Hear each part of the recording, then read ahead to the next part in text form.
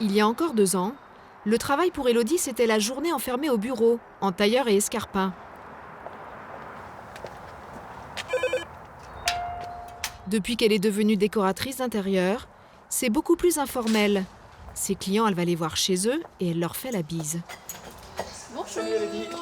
Ce couple de la banlieue parisienne figure parmi les premiers à l'avoir fait travailler. Très bien. À l'hiver dernier, elle leur a livré un salon flambant neuf. Le chantier a duré 3 mois. Voilà. Et alors, vous vous sentez comment? Eh ben écoute, beaucoup mieux. Beaucoup mieux? Beaucoup mieux qu'avant. C'était plus un espace de vie, c'est ça qui était terrible. Un C'était espace plus, de survie. Marie-Pierre ne mettait quasiment plus les pieds dans le séjour. Avant, c'était un joyeux bric-à-brac de meubles hétéroclites.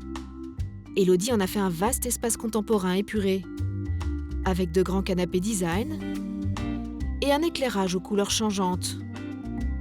Comme on n'a pas le bleu, il faut pas que je mette du violet. Donc je mets du jaune. Voilà. Les propriétaires s'en amusent beaucoup.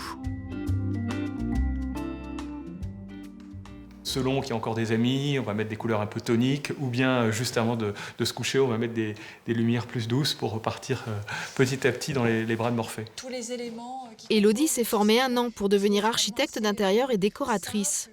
Dès sa sortie d'école, elle a fait passer le message à tout le monde. Il n'y en a pas deux pareils, en fait.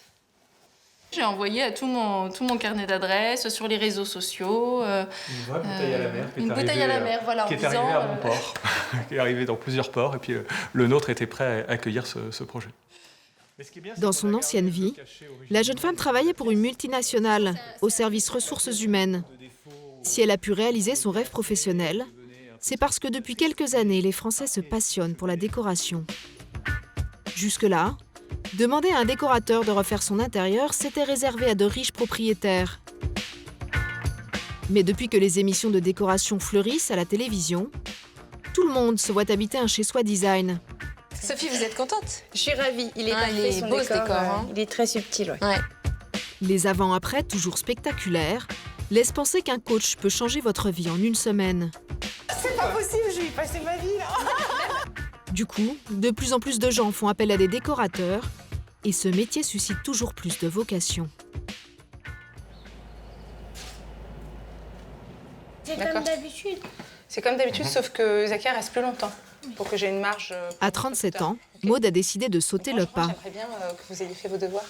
Voilà. Pas devant la télé quand je rentre, en fait. Cette maman de 2 petites filles travaillait jusque-là à mi-temps dans la communication. Oui, c'est... Elle a décidé, elle aussi, de devenir décoratrice d'intérieur. Bah, écoute, peut-être que plus tard, ça sera ton métier.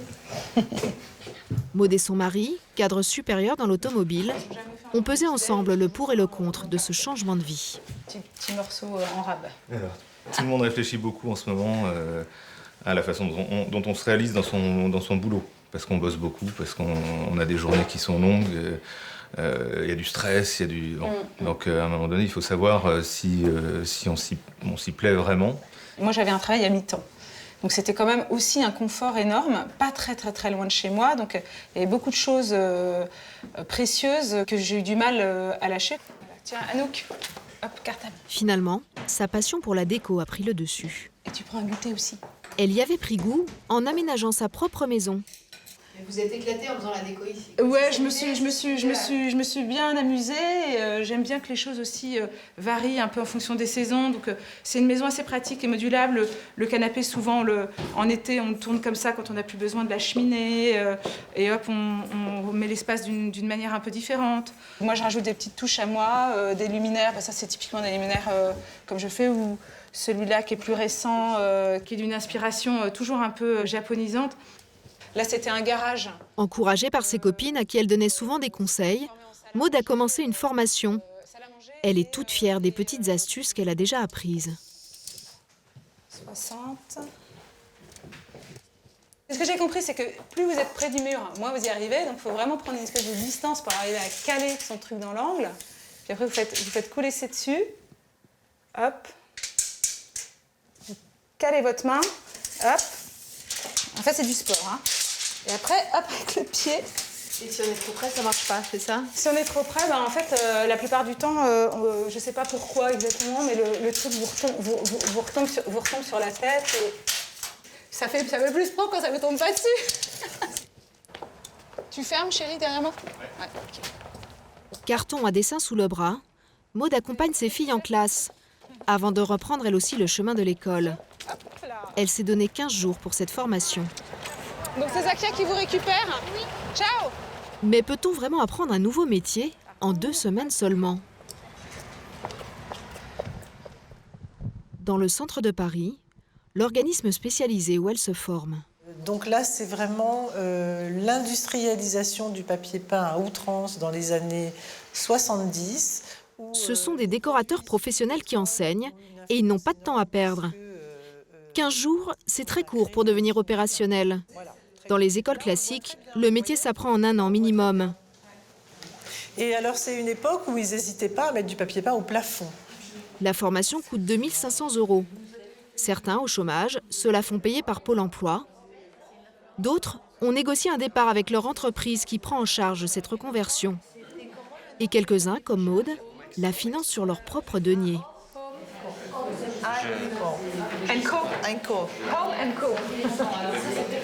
Avec ses camarades, elle doit aujourd'hui travailler sur l'aménagement d'un studio, en s'adaptant au profil de clients imaginaires. Vous avez comme client un couple de dentistes qui ont entre 40 et 45 ans. Elle est artiste peintre, lui est chirurgien dentiste. Ils adorent voyager autour du monde. Sur les conseils de leurs professeurs, les élèves piochent leurs idées dans les magazines. On commence à pas éplucher les magazines de déco parce que c'est vrai que derrière les magazines de déco, il y a déjà des journalistes de déco qui ont vu beaucoup de choses et qui effectivement donnent déjà beaucoup de choses intéressantes. Maud a repéré une page qui correspondrait bien aux clients. Il y a une accumulation de tableaux et de cadres de façon galerie. Et comme la femme est artiste peintre, je pensais peut-être traiter un des murs en accumulation comme ça. Dans 2 semaines, ils pourront tous exercer comme décorateurs d'intérieur sans examen de passage. Aucun diplôme n'est exigé. La vraie sélection aura lieu après. Un tiers seulement réussira vraiment sa reconversion. Car ce job les confronte à des difficultés qu'ils n'imaginent pas forcément. C'est à Vendôme, une petite ville près des châteaux de la Loire, que Valérie doit trouver des clients. Lassée de son métier de comptable après 30 ans de carrière, elle aussi s'est formée en 2 semaines à la décoration. À son compte depuis 4 mois, elle passe autant de temps à démarcher qu'à découper des pages de papier glacé. Bonjour, vous allez bien? Ça va bien, merci. Des chemises printanières, oui, colorées, la couleur, voilà. Dans cette agence immobilière, elle voudrait convaincre le patron de lui envoyer ses clients. Débutante, Valérie ne peut pas encore présenter de book avec ses réalisations, mais elle possède un bon bagou. Laquelle je vais vous montrer moi aussi. Elle veut lui proposer du home staging, une prestation qui consiste à redécorer une maison pour la vendre plus vite et plus cher. Mais il lui faut s'imposer face à la concurrence. Et le revaloriser pour le rendre accessible à tout le monde. Vous avez déjà des partenaires? Est-ce qu'on vous a contacté pour ça, pour du homestaging, ou justement vous en recherchez par rapport à votre... Non, moi j'ai une personne qui est artisan peintre qui m'a proposé un partenariat de déco d'intérieur. D'accord. Mais c'est pas... C'est un autre métier, si vous voulez. Effectivement, ils vont proposer une couleur. Nous, moi tout du moins, et mes collègues, c'est vraiment dans la décoration, et on va aussi bien dans le choix des couleurs, du papier peint, du sol, etc. Elle doit faire un boulot de commercial qu'elle n'avait jamais expérimenté jusque-là. C'est vraiment un métier de décorateur, c'est complètement différent. Il y aura des résultats qui seront... Et finalement, elle ne s'en sort pas si mal. On va faire un test sur 2 ou 3 clients vendeurs à qui on va proposer la prestation. Pour moi, ce qui est bien surtout, c'est que ça peut me faciliter la vente. Valérie a prévu de voir méthodiquement tous les agents immobiliers installés à Vendôme, une vingtaine au total. En attendant, elle a décroché des contrats à travers le réseau de ses connaissances. Ce soir, elle présente un projet de rénovation à un couple. Bonjour. Des amis d'amis. Vous êtes bien chargé. Oui. Vous voulez que je vous donne un coup de main? Ça va aller, je vous en prie, merci. Ces quinquagénaires sont motivés. Changer la déco, pour eux, C'est comme s'offrir une nouvelle jeunesse. Nos enfants sont un peu presque partis de la maison, donc c'est peut-être effectivement quelque chose de nouveau, mais ça ne nous déplaît pas. On va avoir l'impression de rentrer dans une nouvelle maison, donc c'est bien, on est content. Ouais, ça fait 20 ans que c'est comme ça, il fallait changer. Parce qu'à force, Ouais. Voilà, qui est là-bas. Mais on ne chamboule pas sa vie comme ça. Donc, Et Valérie va devoir se montrer ferme pour les convaincre de se débarrasser des 3/4 des objets qui peuplent leur salon. le souci ici, c'est que le canapé cache carrément votre baie vitrée. Ouais. Donc effectivement, vous allez vous séparer du canapé, de celui-ci aussi. Alors ici, effectivement, le secrétaire fera l'enlever et on va mettre la pin-up ici. Ah oui, d'accord. Parce que là, effectivement, elle est dans le coin. Il y a le canapé qui est mastoc qui lui tombe dessus. Ouais. Bon, la plante verte, elle est très jolie, donc ça va, mais voilà. Alors, on fera ensemble, On avait dit qu'il faut alléger. on va faire pièce par pièce et je vais vous dire ce qu'il faut enlever. D'accord. Que vous mettrez ailleurs ou alors dans un carton, parce que bon, il y a quand même des belles choses. Oui, Enfin, oui, c'était le but de toute façon, Voilà. que d'alléger puis, l'ensemble, de donc de mettre- toute de façon, mettre la non, ça pin-up. c'est sûr.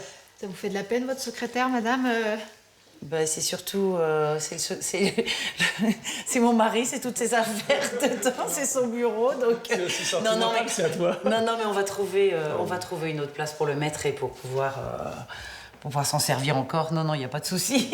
en gris, Madame positive. De toute façon, seul, il n'arrivait à rien. léger, fin, confortable. Nous, on avait accumulé beaucoup de choses, et des objets qu'on aime bien, et en fait, on se retrouve piégé dans toutes ces choses dont on n'ose pas se débarrasser. Et finalement, je trouvais qu'un œil extérieur et quelqu'un en plus de professionnel, ça allait débloquer nos idées. Donc tout ça. Pour aider ses clients à faire le deuil de leurs meubles, Valérie leur a préparé une liste de nouveaux objets à acheter. Mais un détail va les chiffonner. Je vais plus vers un canapé cuir.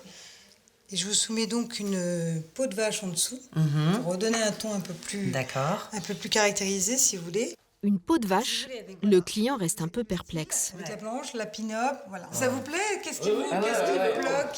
Non, il n'y a rien qui me bloque. Si, ça me rappelle la peau de vache quand j'étais petit chez mes parents. C'est que Non, ça. mais alors, attention. Non, il n'y a rien Moi, qui me à la bloque. maison, j'en ai une, elle est blanche avec de l'alu dessus, si vous voulez. Peau de vache, c'est comme tout, on peut la remettre au bout du jour. mais ça Oui, me d'accord, pas du tout, ouais. c'est sympa. Ouais. C'est pas la ferme, Non, mais c'est au pas contraire, la maison voilà. rustique. Non, mais c'est rien qui me C'est bloque. pas, voilà. Ouais. Il faut qu'on digère, mais faut que ça rentre, faut que ça Oui, qu'on parce que moi, je s'habitue, le vois, etc. Valérie a passé pas loin de 10 heures à préparer ce projet. Ça donne de la matière, ça fait moins à mince fait. qu'une couleur, c'est clair, ça donne de la profondeur au mur. Ses conseils, elle les facture 300 €. Pour qu'elle gagne plus, il faudrait que les clients lui demandent de superviser les travaux. Tout va en découler, si vous voulez, hein, par rapport à ça. ouais. Mais le couple n'a pas envie de se lancer tout de suite.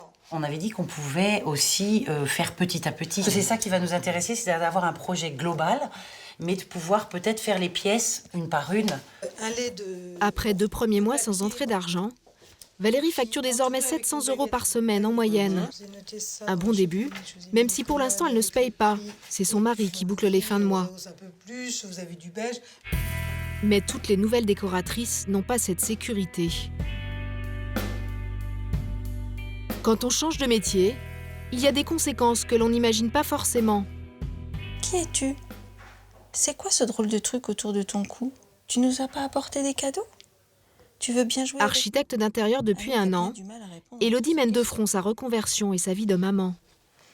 Dans la maison des petites souris, comme le temps passe vite. C'est après la naissance de sa 2e fille qu'elle a décidé de se lancer dans la Je me décoration. doutais bien qu'un jour... Au retour de son congé maternité, Élodie n'avait pas retrouvé le poste qu'elle occupait auparavant. Son employeur l'avait placardisé. Dès que le placard est ouvert, Mamie s'écrie. Pour apprendre son nouveau métier, Élodie a suivi un cursus d'1 an très intensif. Et ce rythme de travail a fini par générer beaucoup de tensions avec son mari. J'étais en cours, le soir je travaillais jusqu'à minuit, 1h, 2h tous les matins. Je travaillais le week-end, donc ça a été un peu difficile pour lui à cette époque-là. Et bon, c'est assez difficile parfois à vivre dans une structure de couple et une structure familiale. Donc faut le savoir, faut l'anticiper et arriver à gérer ça dans ma situation. Dans mon cas personnel, ça a été un peu plus compliqué que prévu puisque ça a fini par une séparation. Alors, tu m'as dit, hein, Yop. Depuis que maman est décoratrice, les filles la voient plus souvent à la maison. À la fraise, ça va? Non, le jaune. Il y en a plus de jaune. Ah bah, fraise alors. Fraise alors? Mais Élodie jongle en permanence. En l'absence du papa, elle les laisse plus souvent à leur nounou. Et les filles sont un peu déboussolées. Ce qui est compliqué, c'est qu'en fait, je suis là, je pars en rendez-vous. Donc je fais des navettes et en fait, elles me voient partir, revenir sans que les horaires soient fixes. Donc en fait, elles savent jamais quand je suis là, quand je suis pas là. Et c'est un peu plus complexe. Pour la vie familiale, ce n'est pas simple. Mais sur le plan professionnel, Élodie a réussi sa reconversion. Donc, on arrive, l'escalier il est dans ce sens-là. Ouais. Ok. Et là, c'est un rangement, en fait, Ouais. c'est ça? Pour faire face à la charge de travail, elle a même fait appel à 2 stagiaires. Après 1 an, l'entreprise qu'elle a créée semble bien partie. Pour l'instant, personne n'est encore payé ici, mais Élodie pense pouvoir se verser un salaire dès l'année prochaine. Elle pourra enfin vivre de sa passion. Ce qu'on avait dit, c'est qu'en fait, tu faisais la douche dans ce sens-là.